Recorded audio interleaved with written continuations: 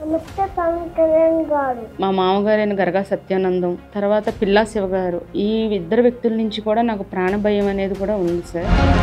ఇక నుంచి నాకు కానీ నా కూతురికి కానీ ఏమి జరిగినా కూడా వాళ్ళిద్దరిదే బాధ్యత సార్. నాగబాబు సార్ని కూడా కలిశాను సార్. వీళ్ళ మామగారిని పిలిపించి ఏంటి అసలు సమస్య, ఇమీడియట్గా పరిష్కారం చేయండి అని చెప్పి నాగబాబు సార్ ఒక ఇద్దరు పర్సన్స్ కూడా అప్పచెప్పడం జరిగిందండి. కానీ వాళ్ళు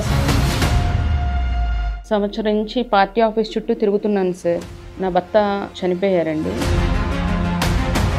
మా మామగారు నన్ను అన్ని విధాలుగా చాలా హెరాస్ చేస్తున్నారండి.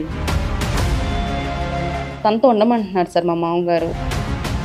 అతని దగ్గరికి ఎలా వెళ్ళి ఉండగలను చెప్పండి సార్ మీరే. అతను మా అత్తగారు, బావగారు, మా వారు ముగ్గురు పోయి 3 నెలలు తిరగకముందే ఒక ఆవిడతో పిఠాపురంలోని ఒక ఆవిడ పెట్టుకున్నాడు సార్. నాకు వైజాగ్లో ఎన్ఏడిలో ఒక ఫ్లాట్ ఉంది సార్. దాని మీద 30 లక్షల అప్పు ఉంది సార్. కట్టలేని పరిస్థితిలో చుట్టూ అప్పుల ప్రెజర్ తట్టుకోలేక ఇంకా తీసేయవలసి వచ్చి ఆ ఫ్లాట్ బేరం కూడా పెట్టాను సార్. నా చేత దొంగ అప్పులు కట్టించి ఫేక్ కేసెస్లో ఇరికించేశాడు సార్.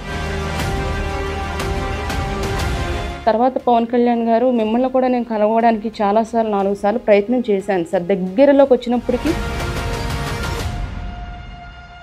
ఈరోజు పాపను కూడా చదివించుకోలేని, సరైన ఫుడ్ కూడా పెట్టుకోలేని పరిస్థితి తీసుకొచ్చేసారు సార్. పవన్ కళ్యాణ్ గారు, నేను మిమ్మల్ని ఒకటే కోరుకుంటున్నాను సార్. నాకు నా బిడ్డకి న్యాయం చెయ్యాలని చెప్పేసి నేను మిమ్మల్ని కోరుకుంటున్నాను పవన్ కళ్యాణ్ గారు.